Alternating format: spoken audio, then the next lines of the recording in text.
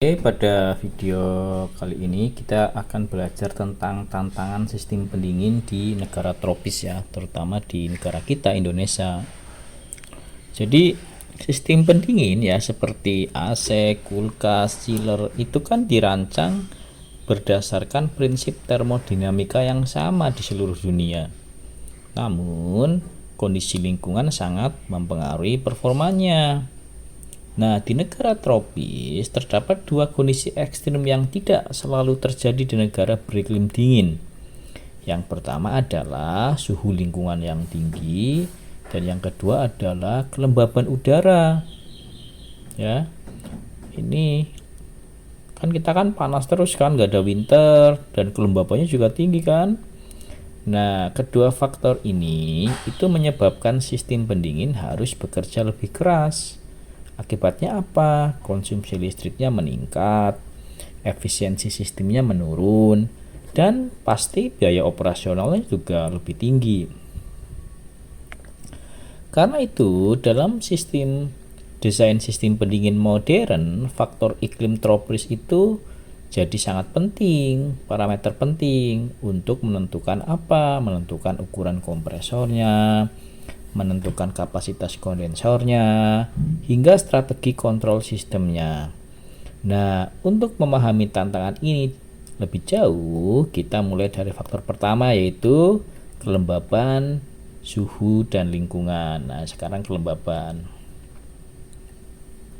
Nah, di negara tropis, suhu lingkungan sering berada pada kisaran 30 derajat sampai 35 kan di kita kan. Selain itu, udara itu juga mengandung uap air dalam jumlah besar.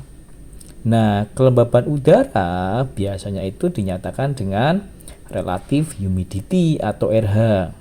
Kelembaban relatif. Jika RH tinggi, berarti di udara ini, udara yang kalian hirup itu mengandung banyak uap air. Nah, mengapa ini penting pada sistem pendingin? Karena sistem pendingin itu tidak hanya menurunkan suhu udara, tetapi juga harus mengurangi kandungan uap air di udara. Nah, proses ini disebut dehumidifikasi, proses untuk mengurangi kandungan uap di udara.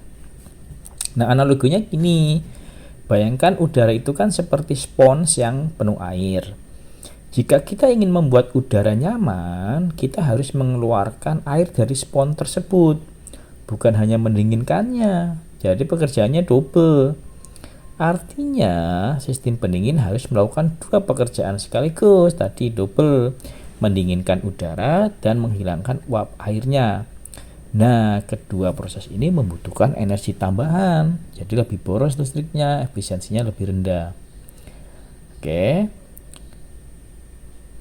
Akibatnya ya tadi, efisiensi sistem pendingin di daerah tropis tepatnya Indonesia itu lebih rendah efisiensinya dibandingkan negara beriklim dingin.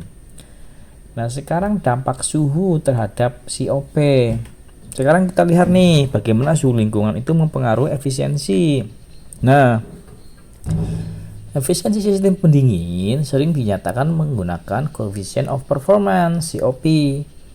Nah, pada slide ini ditunjukkan COP mesin Carnot. Anda sudah paham mesin Carnot di SPU ya, tapi SPU Anda juga baru ya. Di Termo Carnot mungkin ada ya, tapi dipelajari atau enggak saya nggak tahu. Nah, COP itu kan sama dengan TL dibagi TH minus TL, kan? Jadi TL itu reservoir dingin, TH itu reservoir panas. Ya, saya ulangi, TL itu reservoir dingin, itu evaporator. Nah, TH itu suhu kondensor atau reservoir panas, suhu panas. Nah, persamaan ini menunjukkan satu hal yang penting. Jika suhu lingkungan meningkat, maka suhu kondensor juga meningkat. Akibatnya, selisih temperatur TH dan TL itu menjadi lebih besar selisihnya. Ya kan? Kalau menjadi lebih besar, maka penyebut pada persamaan itu juga semakin besar, TH-TL. Sehingga COP-nya jadi turun. Artinya, sistem pendinginnya menjadi kurang efisien. Nah, analogi sederhananya misalnya gini. Misalnya kita punya kita ingin memindahkan air dari ember ke tempat yang lebih tinggi. Jika ketinggiannya semakin besar, maka tenaga yang dibutuhkan juga makin besar kan? Itu sama dengan sistem pendingin tadi. Makin panas lingkungannya, makin besar kerja yang diperlukan. Karena itu, suhu lingkungan tinggi merupakan salah satu tantangan utama sistem pendingin di negara kita, negara tropis. Nah, sekarang kita akan belajar tentang pergeseran, tentang diagram tekanan dan entalpi. Nah, ini akan menunjukkan perubahan proses pendinginan jika suhu meningkat.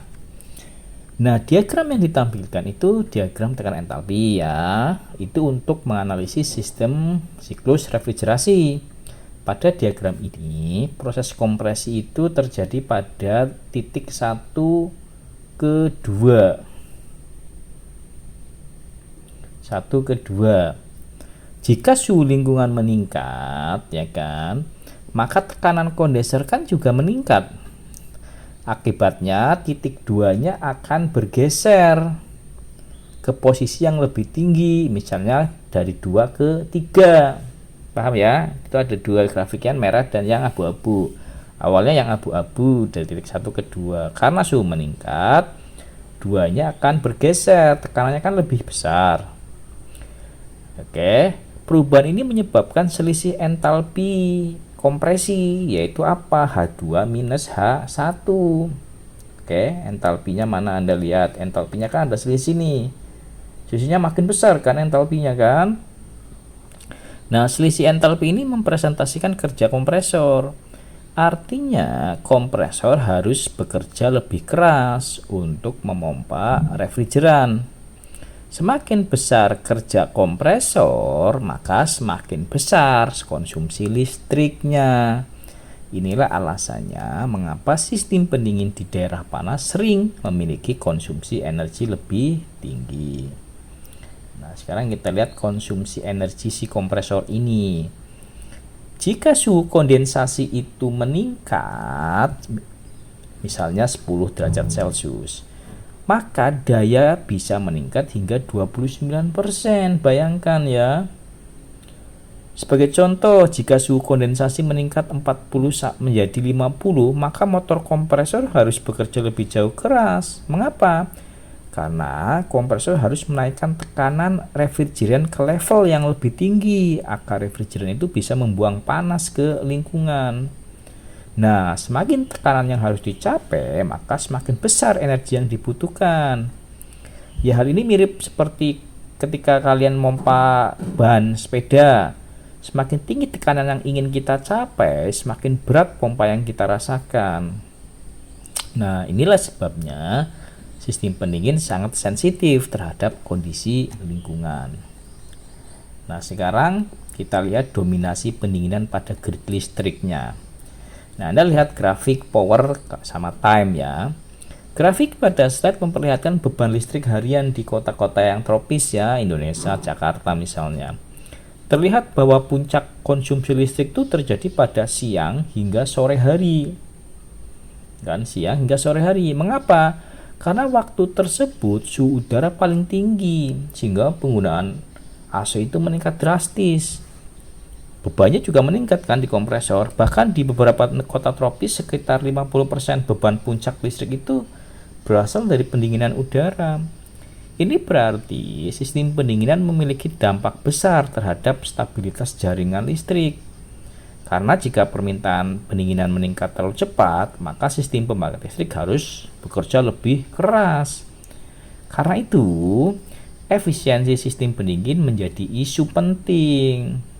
Nah, sekarang kita lihat di biayanya nih, implikasi biaya OPEX, biaya operasional yang namanya OPEX. Nah, pada bangunan komersil seperti mall, hotel, atau gedung perkantoran, atau mungkin rumah sakit ya, sistem pendingin bisa menyumbang sekitar 20 hingga 50% konsumsi energi total. Selain itu, pada jam puncak, beban puncak, tarif listrik biasanya lebih mahal. Akibatnya apa? Biaya operasional pendinginan meningkat secara signifikan. Artinya, desain sistem pendingin tidak hanya soal kenyamanan, tetapi juga soal efisiensi ekonomi. Nah, desain yang tidak optimal itu ya menyebabkan biaya listriknya makin tinggi, ya kan? Nah, karena itu sebagai engineer harus mempertimbangkan efisiensi sistem. Efisiensi itu harus mutlak dinaikkan. Sebelum kita masuk, kita belajar lagi lah ya, calor sensibel sama calor laten. Ini terus-menerus saya masukkan karena biar Anda semakin paham. Calor pertama disebut sensibel, sense ya, dirasakan. Jadi calor sensibel itu menyebabkan perubahan suhu, kita sense, kulit kita sense, patokannya sense, merasakan peningkatan suhu. Contohnya air dipanaskan 30 sampai 70 derajat. Itu yang masuk adalah calor sensibel. Yang kedua adalah calor laten. Calor laten itu adalah panas yang digunakan untuk mengubah fase zat. Misalnya air menjadi uap. Nah, dalam suhu 100 derajat ketika sensibel sudah maksimal 100, air itu kan mulai berubah wujud. Tapi dia tidak naik lagi 100 derajat tok sampai berubah wujud sehingga menjadi uap semua. Tetap dia membutuhkan kalor, malah besar, tapi temperaturnya tetap. Nah, dalam sistem pendingin, kedua jenis kalor ini harus ditangani.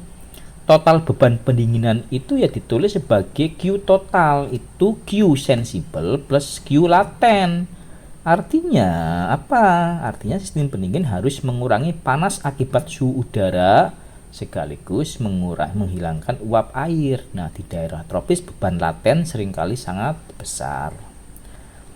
Nah, sekarang energi dehumidifikasinya untuk mengeluarkan uap air di udara. Nah, sebelum udara benar-benar terasa dingin, sistem pendingin sering harus menghilangkan uap air terlebih dahulu. Biar dingin dibuang dulu. Ketika udara lembab melalui evaporator yang dingin, uap air di udara akan mengembun menjadi air cair. Nah, proses ini memerlukan energi yang disebut calor laten kondensasi. Artinya, sebagian energi sistem digunakan bukan untuk menurunkan suhu. Akhirnya apa? Untuk mengubah air menjadi cairan. Akibatnya kapasitas pendinginan yang efektif ya jadi kurang. Ya kembali lagi efisiensinya. Nah, ini adalah alasan mengapa AC di daerah tropis itu terasa sering bekerja lebih berat. Semakin tinggi kelembaban udara, semakin besar energi yang dibutuhkan untuk yang namanya dehumidifikasi. Sekarang kita lihat Moeller diagram nih, diagram psikometrik. Nah, diagram psikometrik itu gunakan untuk apa? Diagram psikometrik itu digunakan untuk menganalisis kondisi udara berdasarkan suhu, kelembaban, dan entalpi. Ada specific entalpi, ada temperature, ada humidity, ada banyak sekali ya. Dalam satu grafik ini propertinya banyak sekali. Nah, kita lihat aja yang lebih simpel. Pada diagram terlihat dua titik nih. Udara luar tropis berada pada suhu dan kelembaban tinggi. Zona nyaman manusia berada pada suhu dan kelembaban yang rendah. Ya, temperaturnya itu di bawah 30 kan. Ya kan? Kemudian artinya sistem pendingin itu harus memindahkan kondisi udara dari titik udara luar yang tinggi tadi, merah itu, dot merah, menuju zona nyaman, dot biru. Nah, perpindahan ini memerlukan penurunan suhu sekaligus pengurangan uap air. Nah, beban entalpinya kan besar, ekstrim kan. Karena perbedaan kondisi ini cukup besar, maka beban pendinginannya tinggi. Inilah yang disebut beban entalpi ekstrim di negara tropis. Nah, sekarang tentang dew point, titik embun. Nah, titik embun itu apa dulu? Titik embun itu adalah suhu di mana uap air mulai berubah menjadi air cair. Ya, uap air mengembun. Anda kalau pagi-pagi lihat embun, ya kan? Jika suhu permukaan suatu komponen lebih rendah dari titik embun udara, maka kondensasi akan terjadi. Contohnya pipa AC yang berkeringat. Nah, kondensasi yang tidak terkendali dapat menyebabkan masalah. Masalahnya apa? Di situ akan timbul jamur, penurunan kualitas udara, kerusakan material. Nah, karena itu sistem pendingin harus mempertimbangkan atau memperhitungkan titik embun agar kondensasinya dapat dikendalikan. Nah, kontrol kelembapan itu menjadi aspek yang penting dalam desain heating, ventilation, dan air conditioning (HVAC) ya. Oke, sekarang degradasi material. Tantangannya di daerah tropis ya ini lagi nih, degradasi material dan korosi. Selain efisiensi energi, lingkungan tropis juga mempengaruhi umur peralatan. Nah, udara tropis kan sering mengandung uap air. Ada juga garam ya dalam jumlah besar. Nah, paparan ini itu menyebabkan korosi pada komponen logam. Terutama pada apa? Pada heat exchanger. Kan kondenser heat exchanger, ya kan? Evaporator heat exchanger. Korosi itu menyebabkan penurunan koefisien perpindahan panas. Ya iya, karena kan tertutup si heat exchanger-nya, si pipa-pipanya. Nah, jika perpindahan panas menurun, maka tekanan kondensornya akan meningkat. Akibatnya lagi kompresornya harus kerja keras. Ini berarti apa? Konsumsi energi meningkat dan umur peralatan menurun, dua-duanya nih. Karena itu pemilihan material tahan korosi penting. Ya, nanti lebih mahal jadinya. Kemudian fouling, faktor pengotoran. Ini kan masalah lain untuk heat exchanger. Debu yang bercampur dengan kelembaban tinggi itu dapat membentuk lapisan kotoran di permukaan kondensor. Nah, lapisan ini kan kerjanya kayak isolator, ya kan? Akibatnya apa? Panas dari refrigeran tidak dapat dilepaskan secara efektif ke udara. Nah, jika pelepasan panas terhambat, maka suhu kondensasi meningkat. Seperti yang kita bahas sebelumnya, kenaikan suhu kondensasi akan menurunkan COP atau efisiensi. Ya kan? Sehingga perawatan harus jadi lebih sering nih kalau di negara tropis. Nah, ringkasannya ya atau kesimpulannya adalah terdapat 4 tantangan nih di negara tropis. Pertama, suhu kondensasi tinggi. pH kan tadi yang Carnot. Beban laten besar akibat apa? Kelembaban. Lonjakan beban listrik pada grid jam 12 siang sampai jam 24 malam besar itu penggunaan AC. Korosi dan fouling karena pengotoran di bawah kelembaban menempel di heat exchanger. Nah, keempat faktor ini menyebabkan sistem pendingin di negara kita harus dirancang dengan pendekatan yang berbeda dengan negara beriklim dingin, 4 musim di Jepang, di Korea, di Eropa. Nah, karena itu teknologi pendingin harus beradaptasi, harus ada riset lah ya, kan riset-riset ini banyak. Solusinya, nah salah satu solusi adalah meningkatkan efisiensi sistem pendingin, ya kan? COP-nya kan tadi 4 kan, AC split, nah kita menaikkan di atas 5. Nah, kemudian diperlukan pengembangan material yang tahan korosi dan kelembaban. Kemudian teknologi kontrol pintar digital ya, itu juga dapat membantu mengoptimalkan sistem pendingin agar konsumsi energi minimal. Nah, kemudian tujuan akhirnya ya mencapai thermal comfort dengan energi serendah mungkin. Nah, ini arah pengembangan teknologi pendingin di masa depan. Nah, Anda sebagai engineer masa depan harus belajar ini. Nah, mungkin itu ya yang bisa kita bahas pada pertemuan pada bab ini. Terima kasih.